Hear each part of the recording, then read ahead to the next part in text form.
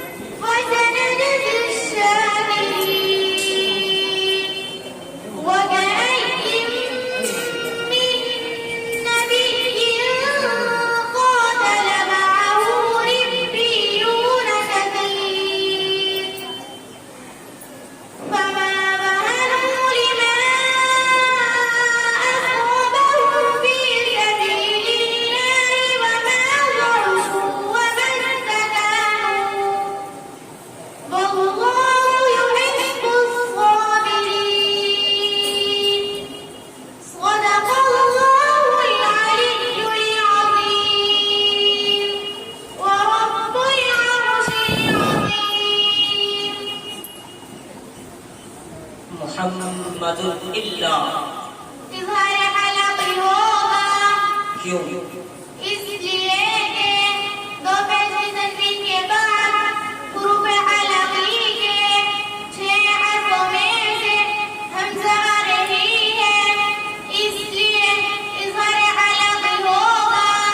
اظہار حلقی کو ظاہر کر کے بلا گناہ کے جلد پڑھیں گے، جیسے وما محمد الا فلن يضر الله شيئا، فلن يضر الله۔ ادغام ناقص مع الغنہ ہوگا، کیوں؟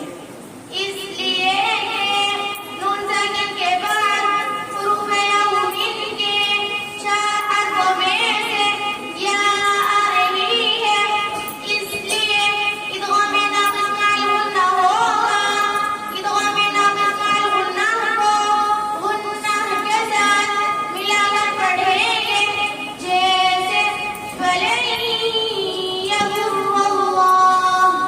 لما اصابهم، کون سا مد ہوگا؟ مد منفصل ہوگا، کیوں؟